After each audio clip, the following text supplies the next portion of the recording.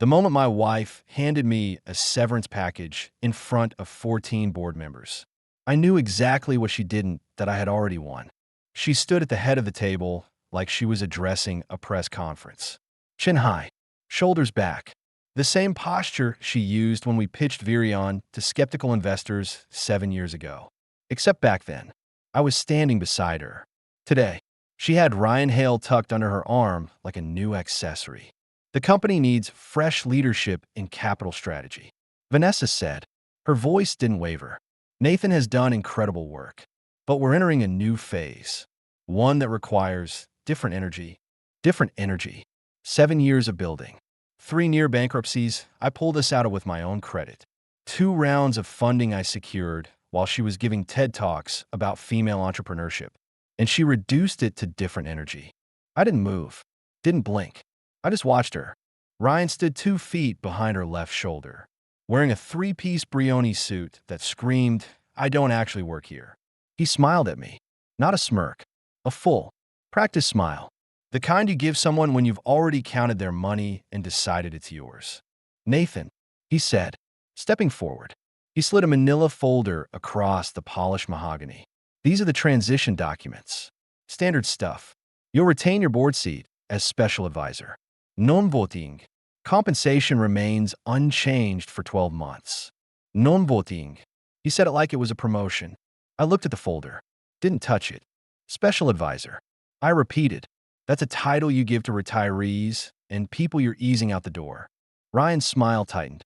It's a title that reflects the company's current needs. And what needs are those? Exactly?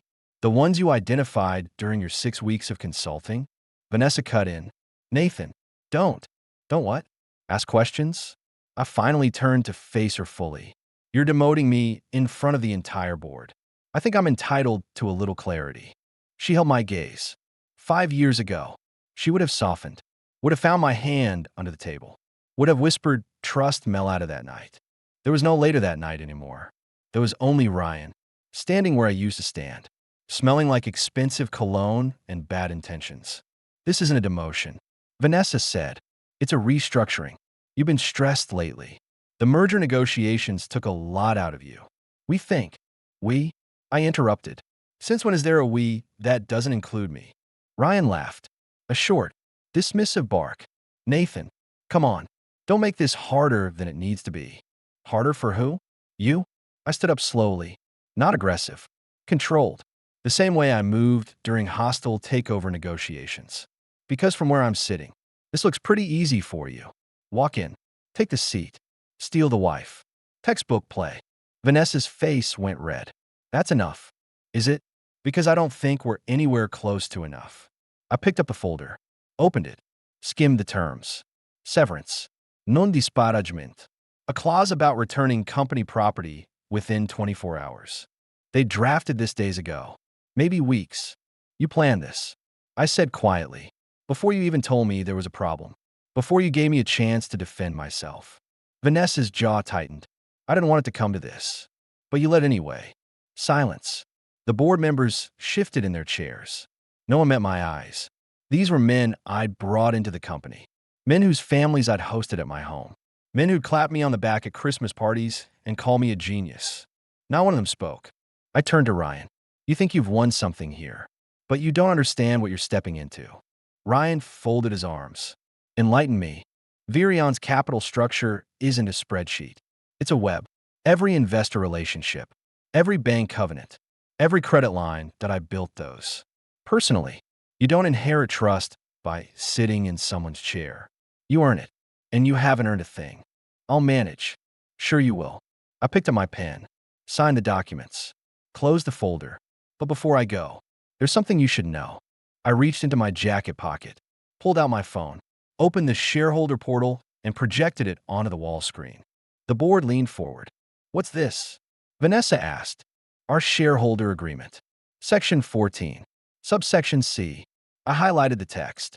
"In the event that a co-founder is removed from executive authority without cause, all share transfer restrictions imposed by the company shall become null and void effective immediately."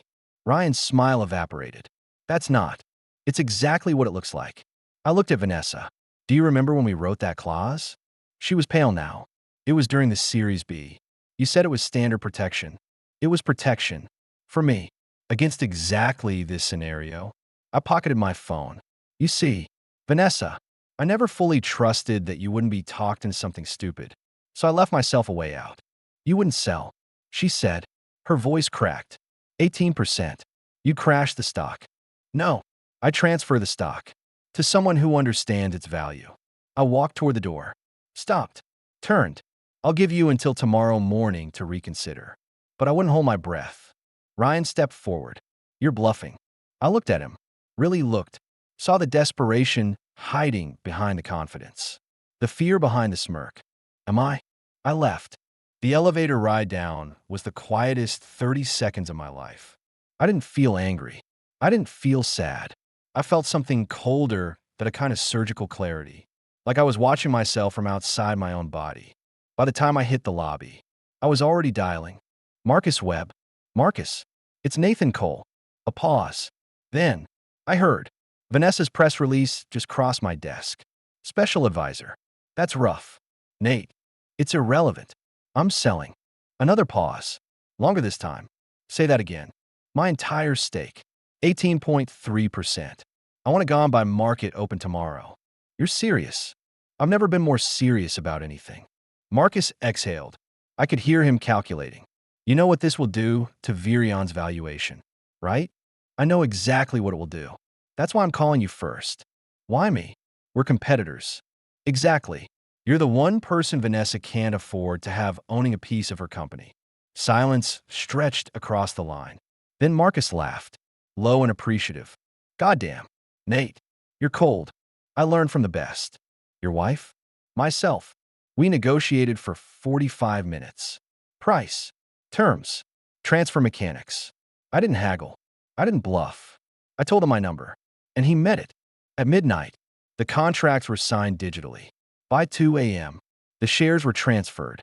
I sat in my penthouse, watching the Bloomberg terminal refresh. Nothing yet. The markets were closed. But tomorrow morning, when the bell rang, everything would change. My phone buzzed. Vanessa. I silenced it. Buzzed again. Ryan. Blocked. Then the board chairman. Then our general counsel. Then Vanessa again. And again. And again. I poured a glass of Macallan 25. Swirled it. Watched the amber catch the light. 27 missed calls. 17 text messages. None of them said I'm sorry. None of them said I made a mistake. They all said some version of don't do this or think about the company or we can negotiate. They still didn't get it. This wasn't about negotiation. This wasn't about leverage. This was about a woman who chose a man who'd abandoned her over the man who'd saved her. Repeatedly, publicly, brutally. I finished my whiskey, set the glass down. Then my phone buzzed one last time. An unknown number. I almost ignored it, but something made me check. The message was short. Mr. Cole, we have evidence that Ryan Hale fabricated his Wharton credentials. His entire resume is fiction. Interested? I stared at the screen for a long time. Then I typed back. Send everything you have. I didn't know who sent the message. Didn't care. What I knew was this. Ryan hadn't just stolen my position. He'd lied his way into my life. And now I had the rope to hang him with. Tomorrow, the stock would crash. Tomorrow, Vanessa would panic. Tomorrow, Ryan would start running. And I would be watching from a distance, holding all the cards they didn't know I had. Dawn came gray and cold. I was already dressed. Black suit, white shirt, nortilla. I didn't need to impress anyone today. I just needed a witness. The market opened at 9.30. At 9.31, Virion's stock dropped 12%. At 9.34, it dropped another 8. By 10 a.m., trading was halted. Circuit breaker triggered. The news networks were already spinning. Virion co-founder dumps entire stake. Insider turmoil rocks tech giant. My phone exploded. I ignored it. At 11 a.m., Marcus called. It's done. Your account is credited. Full amount. Minus fees. Thank you. Marcus, can I ask you something? Go ahead. Was it worth it? Walking away from $1 billion company? I looked out the window. The city sprawled below me. Somewhere out there, Vanessa was sitting in a boardroom. watching her empire crumble in real time. Somewhere out there, Ryan was scrambling to contain a disaster he didn't understand. I didn't walk away from anything. I said, I'll walk toward something better. And what's that? Myself. I hung up. The sun was rising over the skyline. Golden. Clean. Like the world was starting over. Maybe it was. My phone buzzed one final time. Vanessa. I answered. Nathan. Her voice was raw. Broken. Please. Just talk to me. There's nothing to talk about. Vanessa. The stock is crashing. The board is panicking. Ryan doesn't know what to do. Then he shouldn't have taken the job. He's sorry. I'm sorry. We can fix this. No, you can't. Why not? I paused. Let the silence stretch. Because I don't want you to. I ended the call. Blocked her number. And for the first time in 7 years, I felt completely, utterly free. An hour later, my assistant buzzed. Mr. Cole, there's a courier here. Says it's urgent. Send him up. The courier handed me a thick envelope. Return address. A law firm I didn't recognize. I opened it inside. Inside was a single photograph.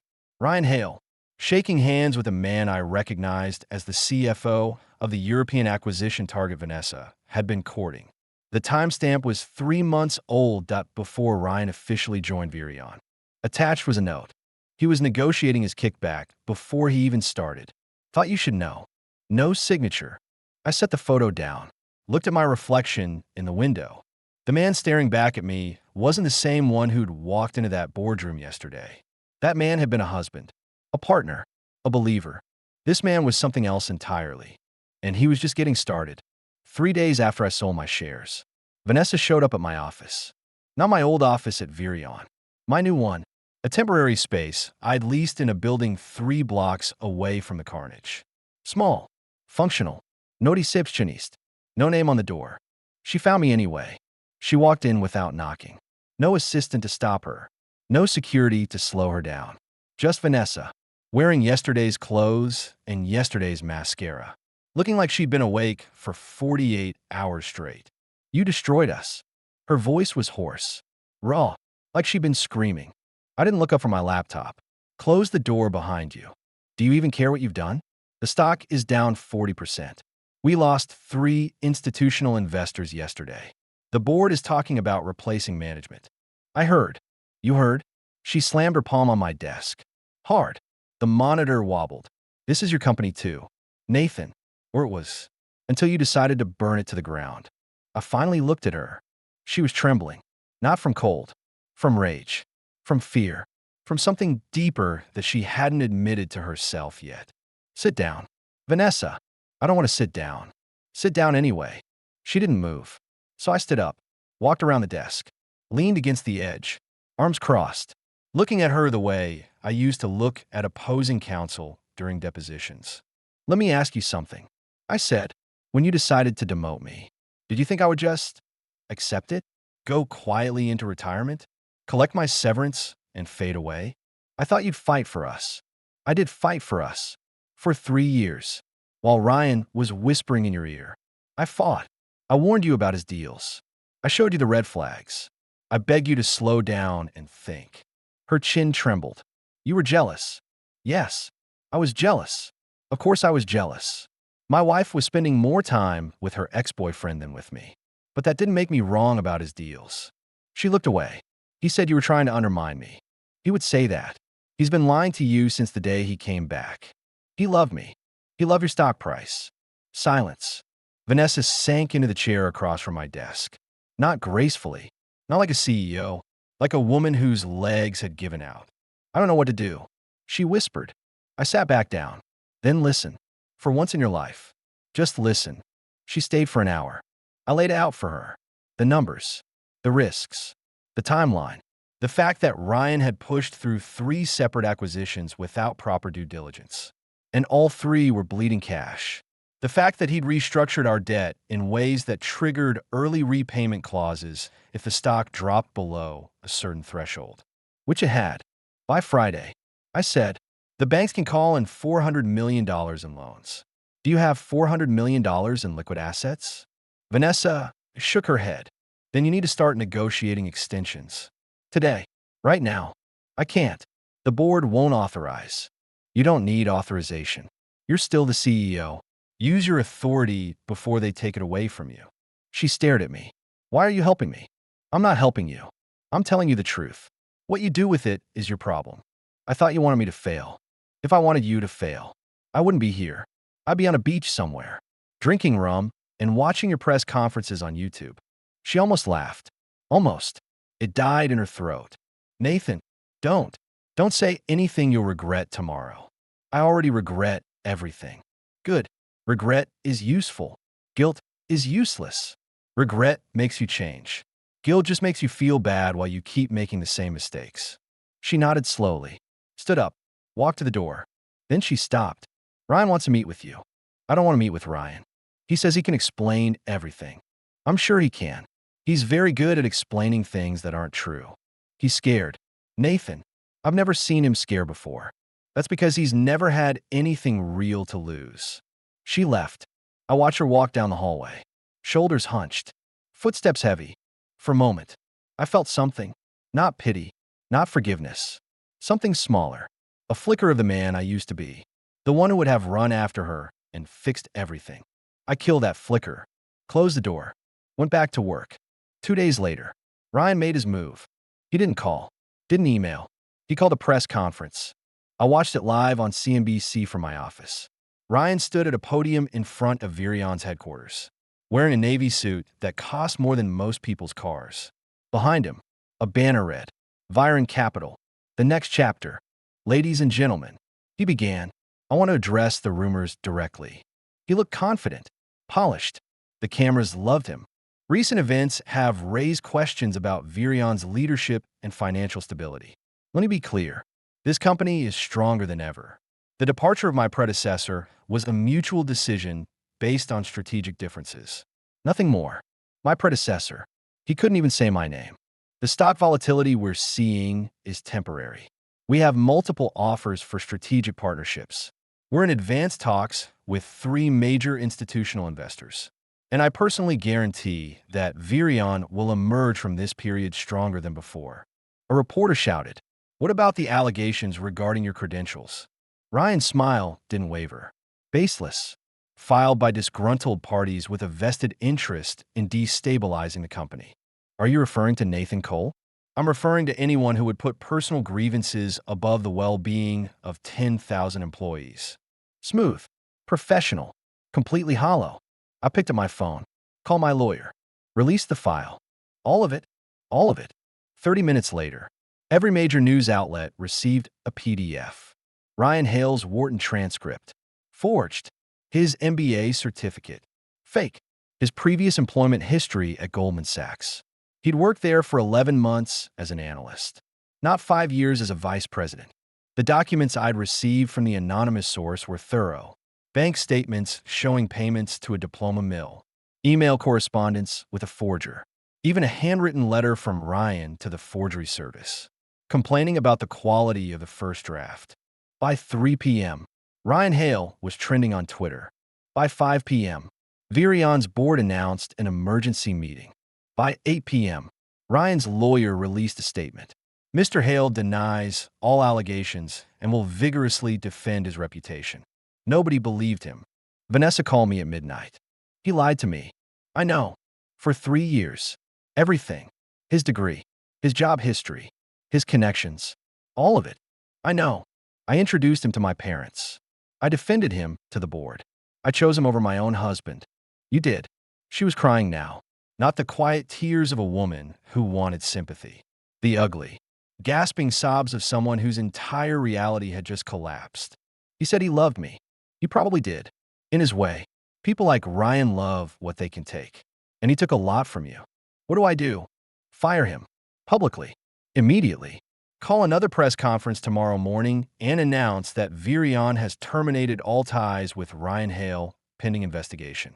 And then you start rebuilding. If the board lets you. They won't. They're already talking about replacing me. Then let them. Walk away with whatever dignity you have left. I can't walk away. This company is my life. No, it was our life. And you gave it away to a man who couldn't even tell you the truth about where he went to college. She was silent for a long time. I'm sorry. Nathan, you said that. I mean it. I know you do. But it doesn't change anything. It doesn't? No. Because even if Ryan was a liar, you still made the choice to believe him. You still chose him over me. The forgery doesn't erase that. I was blind. You were willfully blind. There's a difference. She hung up. I sat in the dark, staring at my phone. Part of me wanted to feel satisfied, vindicated. I'd been right about Ryan from the beginning. I'd warned her. I'd shown her the evidence. She'd ignored me. But winning didn't feel like winning. It felt like closing a door I'd never be able to open again. The next morning, Ryan was arrested. Not for the credential fraud, for something worse. Federal agents met him at his apartment building as he was leaving for the airport. A one-way ticket to Dubai, a suitcase full of cash, a burner phone with encrypted messages to offshore accounts. The charges: wasthe fraud, securities fraud, money laundering. Apparently, Ryan hadn't just lied about his past. He'd been actively stealing for Virion for 18 months, setting up shell companies, funneling vendor payments, taking kickbacks on the acquisitions he'd pushed through. The total: approximately $12 million. I watched the footage on my laptop. Ryan handcuffs, head down, shoved into the back of an FBI sedan. Reporters swarming, cameras flashing. A reporter shouted, "Mr. Hale, did you steal from the company?" Ryan didn't answer. Another shouted, "Did Vanessa Cole know about the fraud?" He didn't answer that either. But the question lingered, hung in the air, poisoned everything it touched. Vanessa called me 7 times that afternoon. I didn't answer.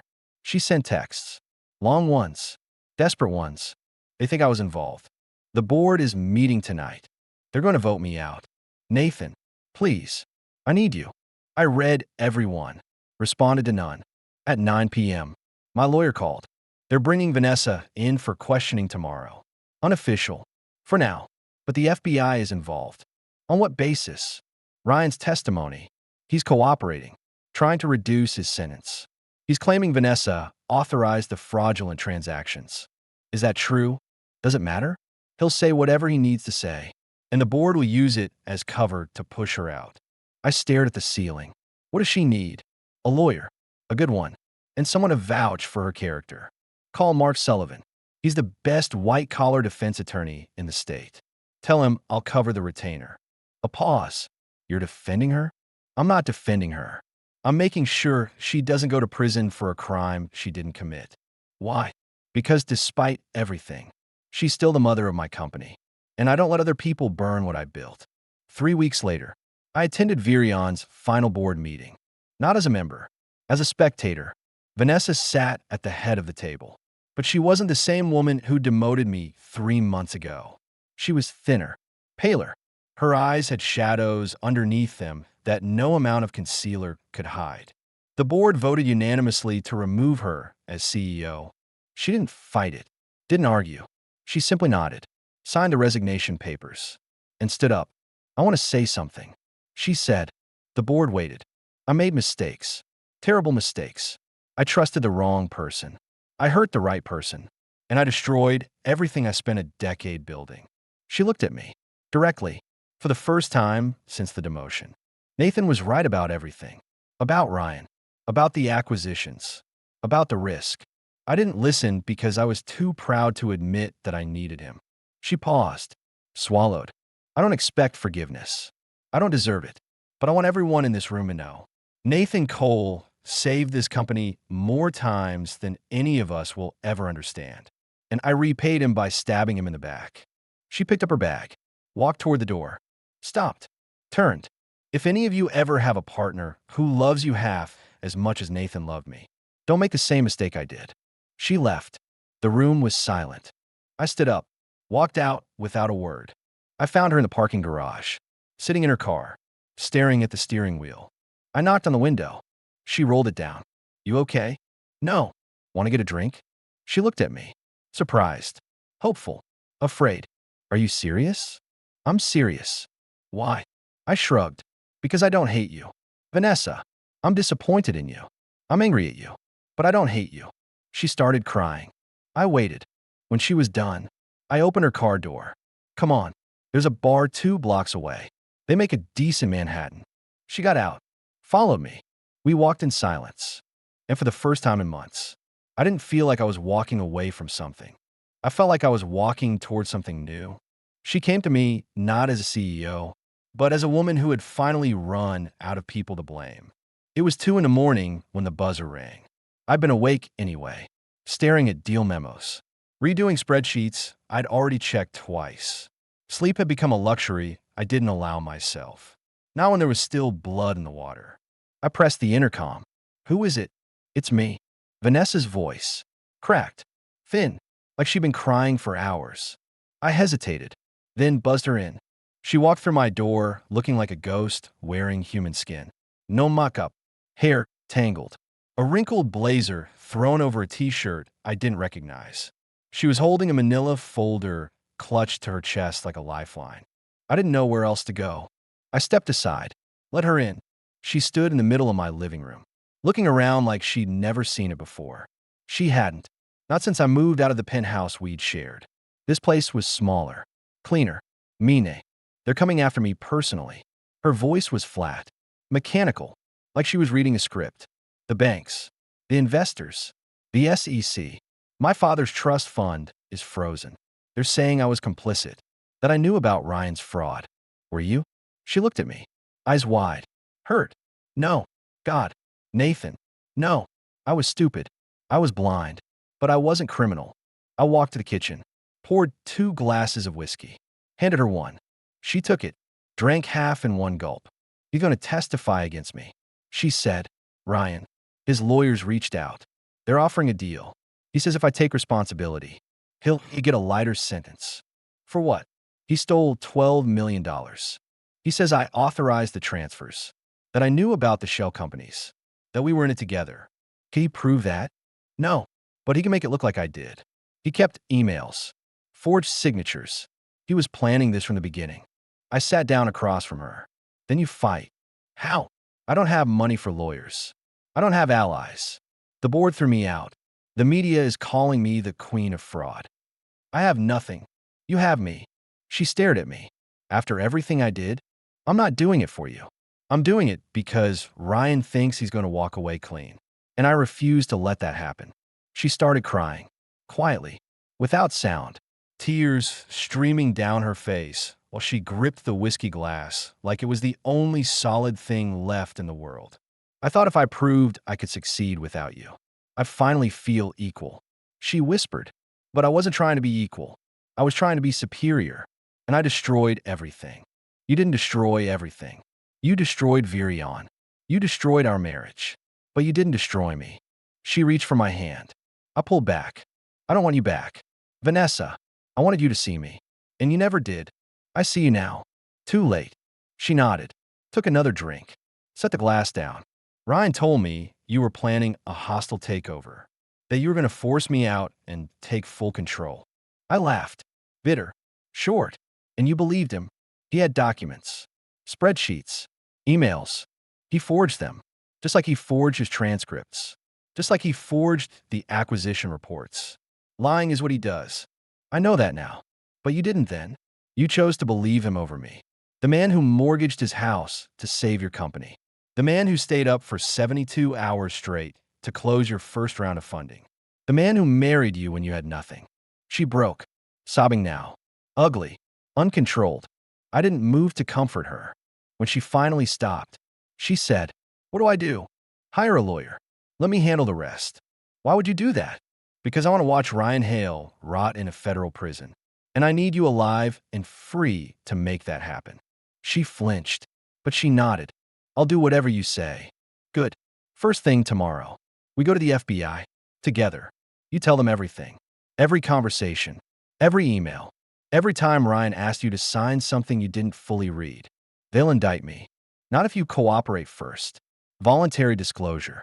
Full transparency. You'll look like a victim, not a co-conspirator. You're sure? I'm sure. She wiped her face, stood up, walked to the door. Then she turned. Nathan, I know you don't love me anymore. I know I broke something that can't be fixed. But thank you for not letting me drown. Don't thank me yet. We're not done. She left. I sat alone in the dark, finishing my whiskey. My phone buzzed. A text from an unknown number. Ryan Hale was just arrested at JFK. attempting to flee to Dubai. 12 million in crypto wallets seized. He's asking for a deal. I typed back, don't give him one. The reply came instantly. He's already offered to testify against Vanessa Cole. I smiled. Cold. Hard. Let him. I have recordings of every conversation he had with her. He'll be digging his own grave. I set the phone down. Outside, the city hummed with life. Cars. Lights. People who didn't know that a war was ending tonight. But I knew. And in the morning, the world would know too. Some men spend their lives chasing revenge. I spent mine building something better. And letting the past bury itself. The trial lasted 6 weeks. I attended every session, sat in the third row, center aisle, where Vanessa could see me but couldn't read me. She needed to know I was there. She didn't need to know why. Ryan testified on day 4. He walked into the courtroom in a cheap gray suit that didn't fit. His lawyer had clearly told him to dress humble, look remorseful, act like a man who'd made mistakes instead of a man who'd committed crimes. He failed. Mr. Hale, the prosecutor began. You've pleaded guilty to 12 counts of wire fraud, securities fraud, and money laundering. Is that correct? Yes. Ryan's voice was soft. Practiced. I made terrible decisions. I hurt people I cared about. I take full responsibility. I almost laughed out loud. Can you describe for the court the nature of your relationship with Vanessa Cole? Ryan glanced at the defense table. Vanessa stared straight ahead. Her lawyer had told her not to react. She was following instructions. Vanessa and I were close. We had a personal relationship that predated my involvement with Virion Capital. When I returned as a consultant, that relationship resumed. And during that time, did you discuss company finances with her? Frequently. She trusted my judgment. She relied on my expertise. Did she ever authorize transactions that you now know were fraudulent? Ryan paused, drew a breath. Yes. The courtroom murmured. Vanessa's lawyer shot to his feet. Objection. Leading the witness. Overruled. Continue. Ryan straightened his tie. Vanessa signed off on the acquisitions. She approved the vendor payments. She knew about the offshore accounts. You're saying she was a willing participant? I'm saying she wasn't innocent. I watched Vanessa. Her hands were clenched under the table. Her jaw was tight, but she didn't break. Then it was her turn. Vanessa took the stand, looking smaller than I'd ever seen her. No designer suit. No confident posture. Just a woman in a navy blue dress, holding a tissue she never used. Ms. Cole, her lawyer said, did you knowingly participate in any fraudulent activity? No. Her voice was steady. I trusted Ryan Hale. I believed he was acting in the company's best interest. I was wrong. Did you benefit financially from any of the transactions in question? No. I received no personal gain from any of the deals Ryan structured. Did you ever suspect he was stealing from the company? She paused. I suspected something was wrong. Several times. But every time I raised concerns, Ryan explained them away. And I let him. Why? Because I was afraid. Afraid that if I admitted I'd made a mistake hiring him, I'd look weak. Afraid that questioning him would mean admitting I'd chosen wrong. So I kept my head down and hoped it would work out. And when your husband, Nathan Cole, warned you about Ryan? She closed her eyes. I didn't listen. I thought he was jealous. I thought he was trying to control me. I was wrong about that too. The prosecutor cross-examined her for 3 hours. Tried to trip her. Tried to catch her in inconsistencies. She didn't waver. When she stepped down, she looked at me. Just for a second. I didn't nod. Didn't smile. But I didn't look away either. The jury deliberated for 2 days. When they returned, the foreman stood and read the verdict. Not guilty on all charges related to fraud. Guilty on 2 counts of negligence and oversight. The judge sentenced her to community service and a fine. No prison time. Ryan got 12 years. I watched them lead him away in handcuffs. He looked at me as he passed, opened his mouth like he wanted to say something. I turned my back and walked out. 6 months later, I launched Cole Capital Partners. Small office. Corner of a co-working space in a building that smelled like cheap coffee and ambition. I hired 3 analysts, a receptionist who doubled as a paralegal, a coffee machine that barely worked. It was perfect. Our mandate, acquire undervalued technology companies that have been mismanaged by incompetent leadership, fix their operations, restore their value, sell them for profit. Our first target was a small AI startup called Helios Dynamics. They've been founded by two MIT graduates who'd been pushed out by their venture capital board. The company had solid technology, terrible management, and a valuation that had dropped 80% in 18 months. I bought them for pennies on the dollar. 6 months later, I sold them for 8 times what I paid. The industry noticed. The Forbes interview happened in October.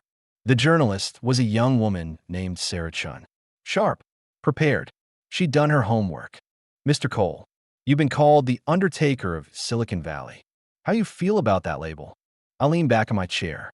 "I prefer the Resurrectionist. But Undertaker works too. You specialize in buying companies that have been abandoned by their founders." "Why that niche?" "Because I know what it feels like to build something and watch someone else destroy it. I also know that most failed companies aren't failed ideas, they're failed leadership. The technology is usually fine. The people are usually talented. They just need someone who won't betray them." She tilted her head. "That sounds personal." "It is. Is this about Virion?" "Everything I do is about Virion. Not because I want revenge, because I learned exactly what happens when you trust the wrong people. And I've gotten very good at identifying who those people are." "Any regrets?" I thought about it. Really thought. I regret trusting Vanessa when I shouldn't have. I regret not trusting myself when I should have. But I don't regret walking away. That was the smartest thing I ever did. What would you say to someone who's being pushed out of their own company? I smiled. "Call me." She found me at a coffee shop in December. Not the same one where we'd met before. A different one. Smaller. Quieter. Snow falling outside the windows. Vanessa walked in looking different. Healthier. Her hair was shorter. Her face had color.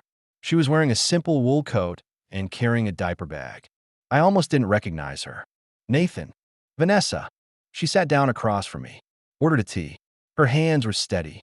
"I wanted to thank you. For the trial. For the lawyer. For everything." "You don't need to thank me." "I do. You didn't have to help me. Most people wouldn't have. You were innocent. I don't let innocent people go to prison." She nodded. Stirred her tea. "I'm working now. Consulting. Small firms. Nothing like Virion. But it's honest work."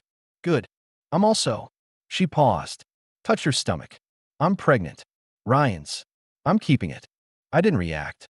"That's your choice." "I know. I just wanted you to hear it from me." "Okay." She looked at me. Searching. "Do you hate me?" "No." "Do you still love me?" I set down my coffee. "I love the woman I married. The woman who stood beside me when we had nothing.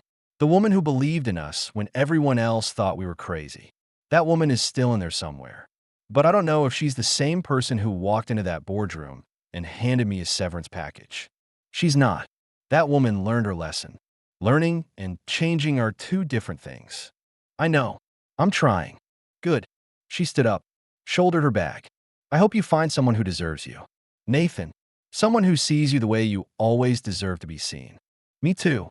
She walked to the door. Stopped. Turned. "One more thing. The baby. I'm naming him Nathan." I didn't say anything. She left.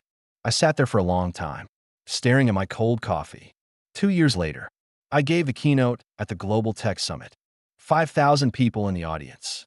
Cameras broadcasting live to millions. I wore a simple black suit. No tia. No notes.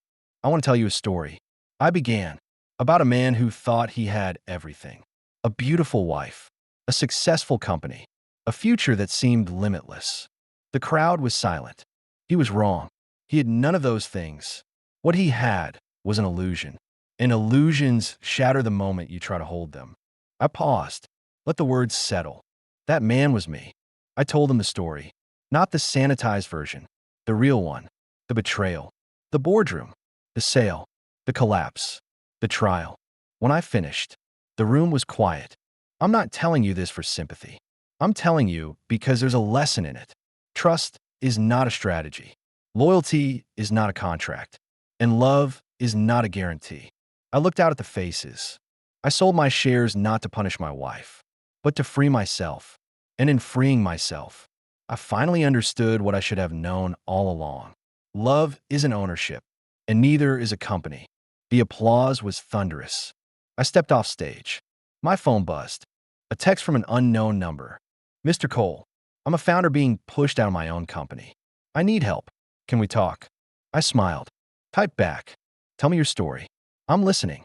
Later that night, I stood on the balcony of my hotel room. The city lights stretched out below me. Endless. Alive. I thought about Vanessa. About the son who carried my name. About the company I'd built and lost and rebuilt. I didn't feel anger anymore. I didn't feel sadness. I felt something quieter. Something like peace. I didn't sell my future. I bought it back. One broken trust at a time.